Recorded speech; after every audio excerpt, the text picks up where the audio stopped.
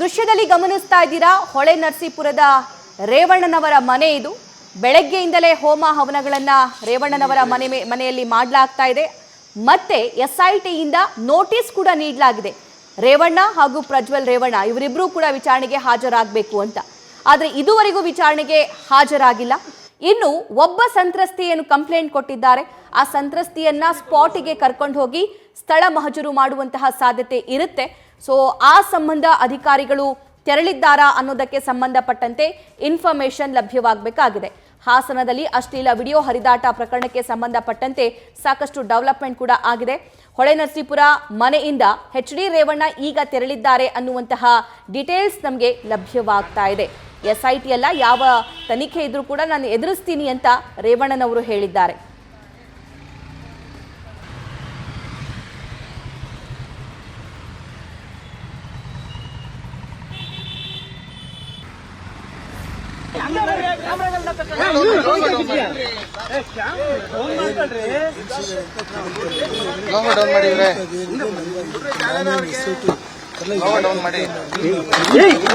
ಹೇಳಿದ್ರು sir sir ಯಾವತ್ತು ಹೇಳಿದ್ರು ಸರ್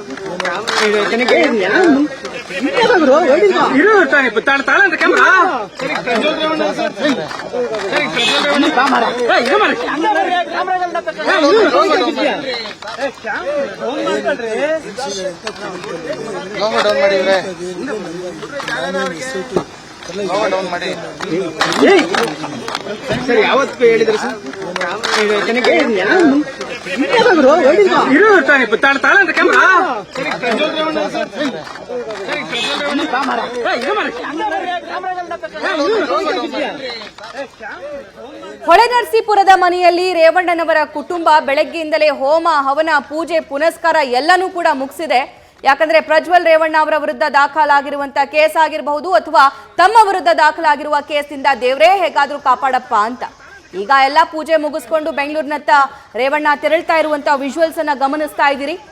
SIT ತನಿಖೆಯಲ್ಲ, ಯಾವ ತನಿಖೆ ಮಾಡಿದ್ರೂ ಕೂಡ ನಾನು ಎದುರಿಸೋದಕ್ಕೆ ಸಿದ್ಧ ಅಂತ ರೇವಣ್ಣನವರು ಹೇಳ್ತಿದ್ದಾರೆ. ಆದರೆ ತಮ್ಮ ಮಗ ಜರ್ಮನಿಗೆ ಹೋಗಿದ್ದಾರೆ ಅಂತ ಹೇಳಲಾಗ್ತಾ ಇದೆ. ಅವರನ್ನ ಯಾವಾಗ ಕರೆಸ್ಕೊಳ್ತಾರೆ ಅನ್ನೋದು ಕೂಡ ಸದ್ಯಕ್ಕಿರುವಂತ ಪ್ರಶ್ನೆ. SIT ಈಗಾಗಲೇ ಒಂದು ನೋಟಿಸ್ ಅನ್ನ ಜಾರಿ ಮಾಡಿದೆ. ನೋಟಿಸ್ ಅನ್ನ ಅವರ ಮನೆಗೆ ಬಂದು ಅಧಿಕಾರಿಗಳು ಅಂಟಿಸಿ ಹೋಗಿದ್ರು. ಯಾಕಂದ್ರೆ ಮನೆಯಲ್ಲಿ ನೋಟಿಸ್ ರಿಸೀವ್ ಮಾಡುವಂತವ್ರು ಯಾರು ಇರಲಿಲ್ಲ. ಆದ್ರೆ ಮನೆ ಕೆಲಸದವರು ನೋಟಿಸ್ ಅನ್ನ ಕಿತ್ತಾಕಿದ್ದಾರೆ ಅನ್ನುವಂತ ಇನ್ಫಾರ್ಮೇಶನ್ ಕೂಡ ಇದೆ. ಆದ್ರೆ ರೇವಣ್ಣನವರು ಈಗ ಯಾವ ತನಿಖೆ ಬೇಕಾದ್ರೂ ಎದುರಿಸ್ತೀನಿ, ನಾನು ತನಿಖೆಗೆ ಎದುರಿಸೋದಕ್ಕೆ ಸಿದ್ಧ ಅಂತಿದ್ದಾರೆ. ಆದ್ರೆ SIT ಕೊಟ್ಟಿರುವಂತ ನೋಟಿಸ್ಗೆ ಯಾವಾಗ ತನಿಖೆಗೆ ಹಾಜರಾಗ್ತಾರೆ, ತಮ್ಮ ಮಗನನ್ನ ಕರ್ಕೊಂಡು ಯಾವಾಗ SIT ತನಿಖೆಗೆ ಹೋಗ್ತಾರೆ ಅನ್ನೋದು ಕೂಡ ಸದ್ಯಕ್ಕಿರುವಂತಹ ಪ್ರಶ್ನೆ. ಒಬ್ಬ ಸಂತ್ರಸ್ತೆ ಮಾತ್ರ ಇಲ್ಲಿ ದೂರು ಕೊಟ್ಟಿರೋದು. ಆ ಸಂತ್ರಸ್ತೆಯನ್ನ ಸ್ಥಳ ಮಹಜರು ಮಾಡುವಂತಹ ಸಾಧ್ಯತೆ ಕೂಡ ಇರುತ್ತೆ. ಅಂದ್ರೆ ಎಲ್ಲಿ ಆಕೆಯ ಮೇಲೆ ದೌರ್ಜನ್ಯ ಆಯಿತು ಅನ್ನೋದಕ್ಕೆ ಸಂಬಂಧಪಟ್ಟಂತೆ SIT ಅಧಿಕಾರಿಗಳು ಕೂಡ ಇನ್ಫಾರ್ಮೇಶನ್ ಕಲೆ ಹಾಕಬೇಕಾಗುತ್ತೆ.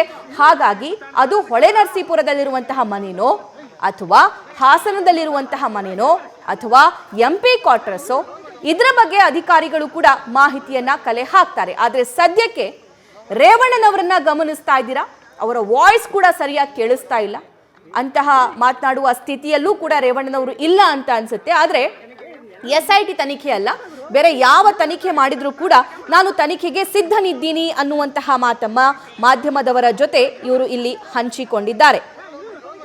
ಮತ್ತಷ್ಟು ಡೀಟೇಲ್ಸ್, ಮತ್ತಷ್ಟು ಮಾಹಿತಿಯನ್ನ ಸ್ಥಳದಿಂದ ನಮ್ಮ ಪ್ರತಿನಿಧಿ ಸಂದೇಶ್ ನೀಡ್ತಾರೆ. ಸಂದೇಶ್, ಏನದು ರೇವಣ್ಣನವರು ಹೇಳ್ತಿರೋದು?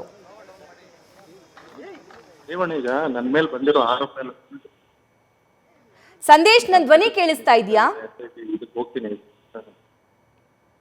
ರೈಟ್, ಮತ್ತೆ ಸಂಪರ್ಕ ಮಾಡ್ತೀವಿ ನಮ್ಮ ಪ್ರತಿನಿಧಿಯನ್ನ. ಈಗ ಹೊಳೆ ನರಸೀಪುರದಿಂದ ಹಾಸನಕ್ಕೆ ರೇವಣ್ಣನವರು ತೆರಳ್ತಾ ಇರುವಂತಹ ದೃಶ್ಯಾವಳಿಗಳನ್ನು ಕೂಡ ಸದ್ಯಕ್ಕೆ ಗಮನಿಸ್ತಾ ಇದ್ದೀರಾ. ನಿನ್ನೆ ಮೊನ್ನೆ ರಾಜ್ಯದಲ್ಲಿ ದೊಡ್ಡ ಹಲ್ಚಲಿ ಎಬ್ಬಿಸಿತ್ತು. ಮತ್ತೆ ಸಂಪರ್ಕಕ್ಕೆ ಸಿಕ್ಕಿದ್ದಾರೆ ನಮ್ಮ ಪ್ರತಿನಿಧಿ ಸಂದೇಶ್. ಸಂದೇಶ್, ಹೊಳೆ ನರಸೀಪುರದಲ್ಲಿ ಏನೆಲ್ಲ ಡೆವಲಪ್ಮೆಂಟ್ ಆಗ್ತಿದೆ, ಏನಂದ್ರು ರೇವಣ್ಣ? ಸಭಾ ಈಗಾಗಲೇ ಹೊಳೆ ನರಸೀಪುರ ಮನೆಯಲ್ಲಿ ಹೋಮವನ್ನ ನಡೆಸಿ ಈಗಾಗಲೇ ಬೆಂಗಳೂರಿಗೆ ಪ್ರಯಾಣ ಮಾಡ್ತಾ ಇದ್ದಾರೆ HD ರೇವಣ್ಣ. ಹೋಗುವಂತ ಸಂದರ್ಭದಲ್ಲೂ ಕೂಡ ನಾವು ತಮ್ಮ ಮೇಲೆ ಬಂದಿರುವಂತಹ ಒಂದು ಆರೋಪ ಏನಿದೆ ಅದನ್ನ ಕಂಪ್ಲೀಟ್ ಆಗಿ ತಿರಸ್ಕಾರ ಮಾಡಿದ್ದಾರೆ. ನಾವು ಇದಕ್ಕೆ ಸಂಬಂಧಪಟ್ಟಂತೆ ಕಾನೂನಾತ್ಮಕವಾಗಿ ಹೋರಾಟವನ್ನ ಮಾಡ್ತೀವಿ. ಜೊತೆಗೆ SIT ಈಗಾಗಲೇ ವಿಚಾರಣೆಗೆ ಕರೆದಿರೋದ್ರಿಂದ ನಾನು ಕೂಡ ವಿಚಾರಣೆಗೆ ಹಾಜರಾಗಿ ಅವ್ರಿಗೆ ಬೇಕಾಗಿರುವಂತೆ ಅಥವಾ ಅವರು ಯಾವ ರೀತಿ ವಿಚಾರಣೆ ಮಾಡ್ತಾರೋ ಅದೆಲ್ಲವನ್ನು ಕೂಡ ಎದುರಿಸ್ತೀನಿ. ನಾನೀಗ ಬೆಂಗಳೂರಿಗೆ ಹೋಗಿ SIT ವಿಚಾರಣೆಯನ್ನ ಎದುರಿಸ್ತೀನಿ. ಜೊತೆಗೆ ಇಲ್ಲಿ ಯಾವುದೇ ರೀತಿಯ ಮುಚ್ಚುಮರೆ ಇಲ್ಲ. ಜೊತೆಗೆ ತನಿಖೆಯನ್ನ ಪಾರದರ್ಶಕವಾಗಿ ನಾವು ಕೂಡ ಎದುರಿಸ್ತೀವಿ. ನಾವು ಯಾವುದೇ ರೀತಿ ತಪ್ಪನ್ನ ಮಾಡಿಲ್ಲ. ನಮ್ಮ ಮೇಲೆ ಬಂದಿರುವಂತಹ ಆರೋಪಗಳು ಎಲ್ಲವೂ ಕೂಡ ಯಾವುದಕ್ಕೂ ಕೂಡ ಸಾಕ್ಷಿಗಳು ಇಲ್ಲ ಅನ್ನೋ ಒಂದು ಆರೋಪವನ್ನ ಅವ್ರು ಮಾಡ್ತಾ ಇರುವಂತದ್ದು. ಸದ್ಯ ಈಗ ಹೊಳೆನರಸೀಪುರ ಮನೆಯಿಂದ ಬೆಂಗಳೂರಿಗೆ ಪ್ರಯಾಣ ಮಾಡ್ತಾ ಇದ್ದಾರೆ. ಅಲ್ಲಿ SIT ತನಿಖೆಯನ್ನ ಇವತ್ತು ಎದುರಿಸುವಂತ ಸಾಧ್ಯತೆಗಳು ದಟ್ಟವಾಗಿದೆ. ಬಟ್ ಪ್ರಶ್ನೆ ಇರುವಂತದ್ದು ಸಂದೇಶ್, ಯಾವಾಗ ತಮ್ಮ ಮಗನನ್ನ ಕರೆಸ್ಕೊಳ್ತಾರೆ ಅಂತ?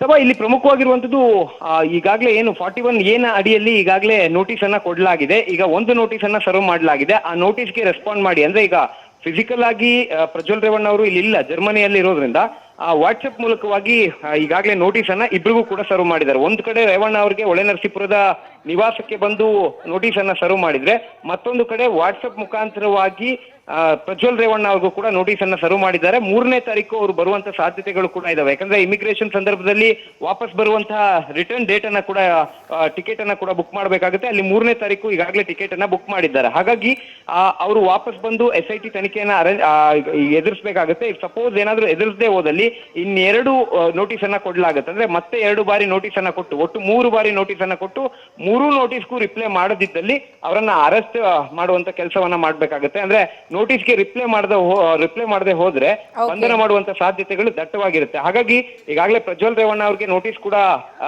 ಕೂಡ ಕಳಿಸಿರೋದ್ರಿಂದ ಆ ನೋಟಿಸ್ಗೆ ರಿಪ್ಲೈ ಮಾಡುವಂತ ಕೆಲಸವನ್ನ ಪ್ರಜ್ವಲ್ ರೇವಣ್ಣ ಅವರು ಮಾಡ್ಲೇಬೇಕಾಗುತ್ತೆ. ಇಲ್ಲಾಂದ್ರೆ ಕಾನೂನಾತ್ಮಕವಾಗಿ ಅವ್ರಿಗೆ ಸಂಕಷ್ಟ ಎದುರಾಗುತ್ತೆ. ಸಭಾ ರೈಟ್ ಸಂದೇಶ್, ಧನ್ಯವಾದ ಡೀಟೇಲ್ಸ್ಗಾಗಿ. ನ್ಯೂಸ್ ಫಸ್ಟ್ ನಿರ್ಭೀತಿಯಿಂದ ನಿಮ್ಮ ಪರವಾಗಿ.